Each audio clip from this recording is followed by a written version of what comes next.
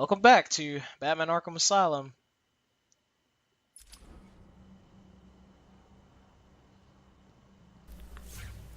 Oracle. Joker's men have taken control of What do you think of the corridor. stealth sections in this game? I really like them. I know. I was actually really interested when I saw like trailers for this game for the first time and like how they were implementing it. Because a big problem I've always had with past Batman games is I'm just like, no Batman game really takes advantage of like how Batman can just clean a room like so easily and like disarm thugs. Like I really want to see a game take advantage of that. This did it really well as like a start off. Nothing really too complex, like very straightforward, very simple. Yeah, it's not the most like sophisticated stealth system in the world, but it works for what it is. Exactly.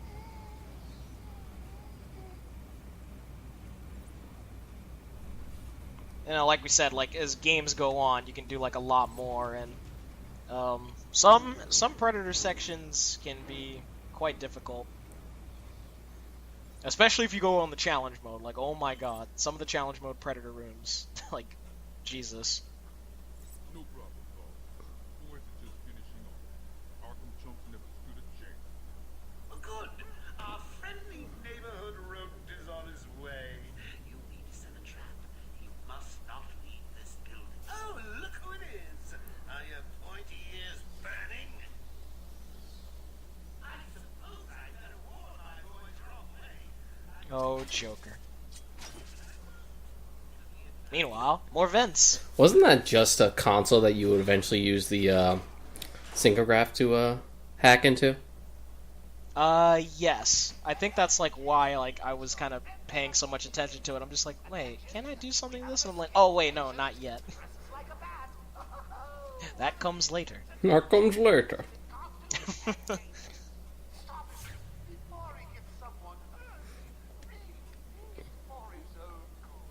Now this one's a little more tricky because you're in a bigger room and you have to really watch yourself. But one of the things I always found funny about these games is just like one moment they spot Batman, just like, it's the freaking Bat, and then like the next moment it's just like you grapple right up to a gargoyle. They see you grapple to it and it's just like, huh? Where did he go? What was that noise? Is somebody there? Somebody lurking about. It was one of those things where it gets more balanced as it went along. I found that the AI in Arkham Knight was a lot better by the time you got to that. They were a little relentless. Yeah, and didn't they even have a like thing that like measured like how scared they were? Mm-hmm. And they would tend to be more aggressive based on that. And believe me, every game after this pretty much got rid of the whole comfort of just like, when in doubt, just grapple up to a gargoyle. They found countermeasures to that immediately. Enemies would start looking up there, not to mention the bombs, which you'll get later. Yep.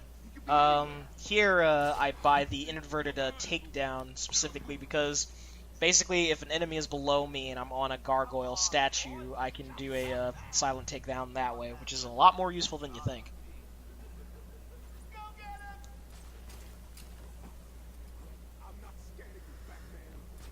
I would find every single one of these sections too easy playing them now, as I've platinumed this game, so I've done all like the hardest Predator challenges Ugh, with their I need to ridiculous requirements.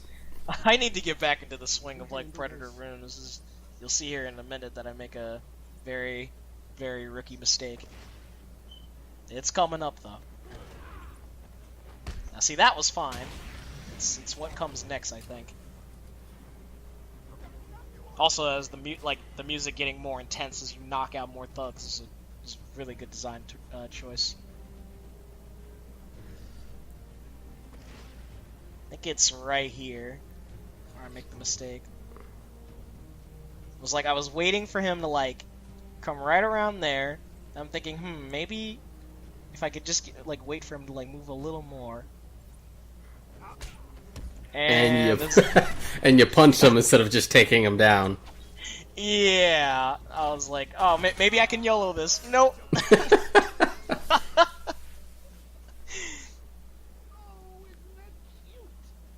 bats are sleeping. Well, if you do the game too well, you don't get to enjoy the the awesome like interactions and unique voice clips that you get from each of the villains, depending. Yeah, they're really awesome. There goes Revenge of the Smallfoot. Look at that. That is ridiculous. Well, that foot's not the only thing getting revenge. I'm about to get me some revenge.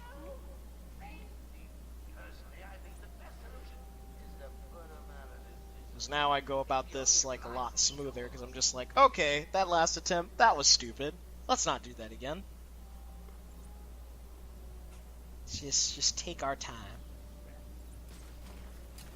This game aesthetic really surprised me the first time I played it. Especially just Batman's general design, that like hulking yet somehow tall look that he's got, plus the unique bat symbol. Usually a big thing for me for Batman designs is utility belts. Like, I love me some good Batman utility belts.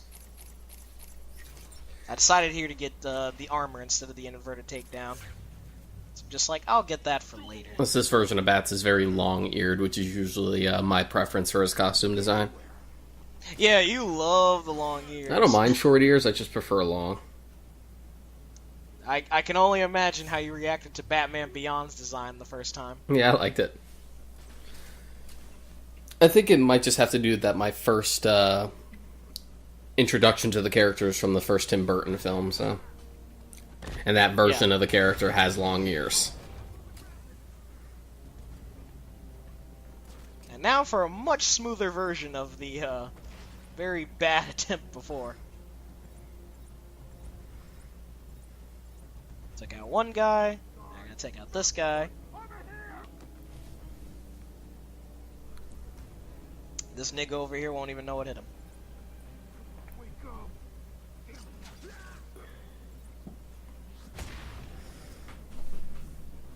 First try. Yep. Little trick you can do is that if you have like just say like a thug like right in front of you who's armed and there's really nobody around him, you can run up to him, do a quick shot batarang, and like while you're crouching, you can just do like a quick like takedown. It's a good way to just kind of get them out of the way, so you don't have to wait for Batman to do the whole jumping animation and then knock him out, because that can actually cause you some time. Joker must have figured out how I was tracking Gordon. Officer Bull's trail stops here.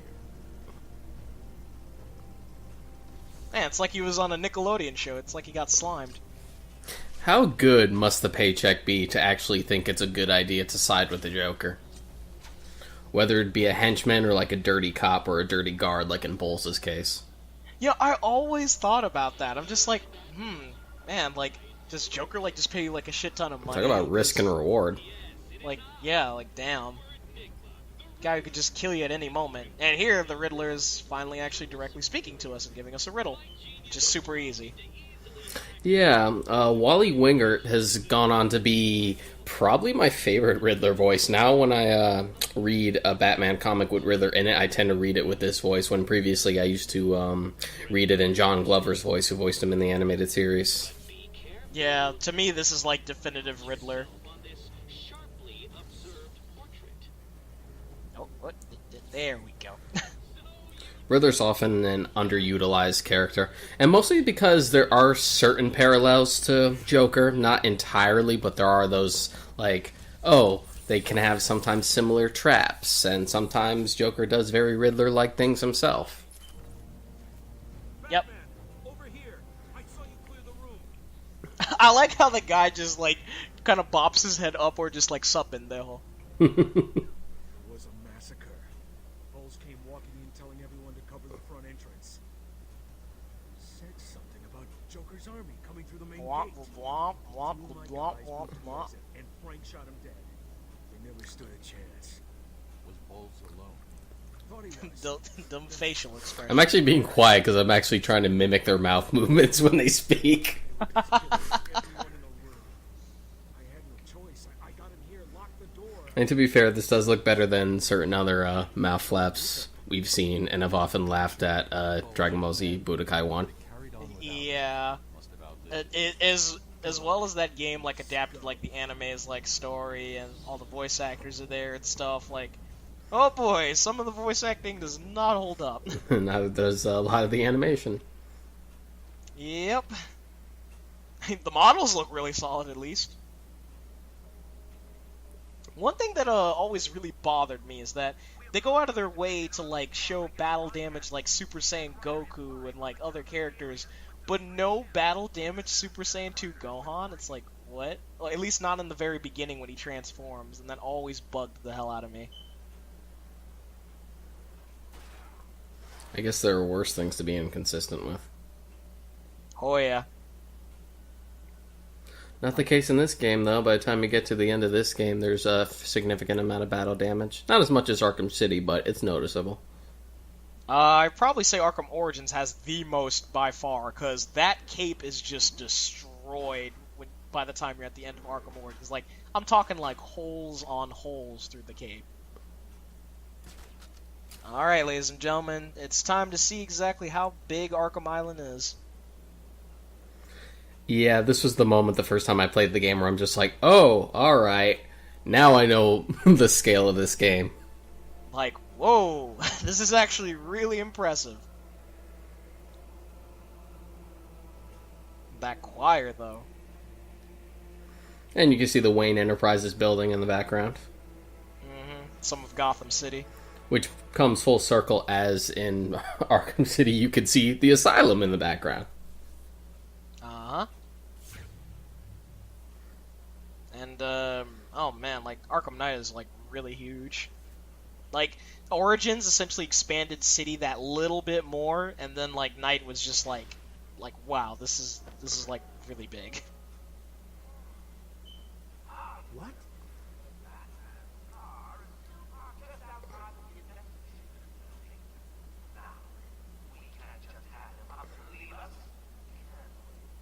Well, sounds like Joker's trying to mess with our pimp ride.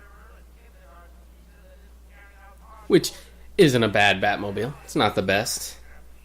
It's one that I tend to forget. Really? Yeah. I can kind of see why, to be honest. Free again. What'd you think of the Batmobile's design in Arkham Knight? Good, a little tanky. At least when it goes into, like, its stupid drone mode. Oh, yeah. Oh, boy. Yeah, that's definitely one of the biggest problems about it. I don't mind the Batmobile being more of a tank when the situation suits it. Yeah, it's one of those things where by the time we had, like, finished both Asylum and City, we're just like, man, dude, like, where's the Batmobile? We really want some Batmobile gameplay. And I just imagine, like, the developers at Rocksteady just be like, fucking fine, shit, you want the Batmobile? Damn, here, Fine. have it. Now you can never leave. Want to whine about it so much. You motherfuckers asked for this. And you just have drone fight after drone fight after drone fight, and it's like, oh god, enough. Please. I love solving the riddles in this game the first time around. Just all the history of like Arkham Asylum and the different villains that it like gives you. It's nice. It'll hate to be that guy, but it'll educate the noobs on Batman's lore. Definitely. I mean, and I'm definitely not gonna like spoil a bunch of the riddles, but for example, one of them is actually Ra's al Ghul's grave, and yes, it's Raish, not Raz. Ra's al Ghul. Raz. It's Raish. Yep. Like, you basically go to the grave, you'll see his casket. However, I think at like some point in the game when you come back, it's completely gone. Also, just to clarify on the whole Raish thing, one could argue that if it was actually going by a proper Arabic pronunciation, it probably would be Raz or Raz, but here's the way I say it. The creator for Ra's al Ghul is Denny O'Neil, and he says it's pronounced Ra's al Ghul. That's how I do it. It's authorial intent. Well, there you have it, folks. Because it's one of those things where, like, technically, if you go to The Last Airbender, not that many people would, people got up in arms about the mispronunciation of the names there, like, you know, the Ong and Sokka thing. Technically, a name like that probably would be Ong if it was actually rooted in a more Asian-style influence. But here's the thing, that's not the authorial intent. So, you go by what they wanted. It's funny, like, here, getting a pretty good view of the Batmobile, I feel like it's a little too small. I think it's about fine. I just think it's you just being accustomed to the Batmobile being ridiculously big depending on the iteration. Sometimes it's just really large. Like, as much as I love the animated series, the size of the Batmobile, and that is ridiculous. Every time you see that intro, it's just so long. Also, me making this 1 health comeback.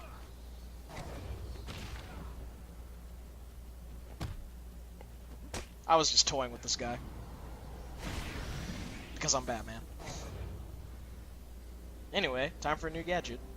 There's a supply of explosive gel in the trunk of the Batmobile. I mean, One of my favorite Batman gadgets now, thanks to this universe, actually.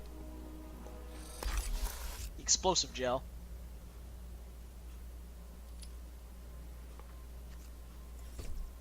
Harley trashed the car. It's been in, it's come back in every single Batman Arkham game. It's easy to implement. It's a very simple but fun to use tool. Oh, and like just how creative you can get with it in like predator rooms, like / stealth rooms. Like, oh man, it's pretty ridiculous actually. It's actually some of the requirements for some of the Predator challenges, like takedowns using it and whatnot. Yep. And now another use of detective mode. We're gonna trace Gordon's trail. It was a birthday gift I gave him last year. There's no way he'd leave it. Exactly. He's left me a trail to follow. He's alive, Barbara. I like the way Batman says that for some reason. He's alive, Barbara. It's reassuring. It's better that than Kevin Conroy just kind of phoning it in. Oh yeah. Which he admittedly can do. Yeah, he can.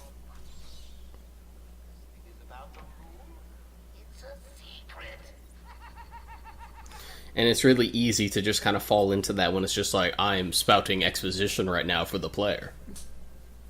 Mm-hmm.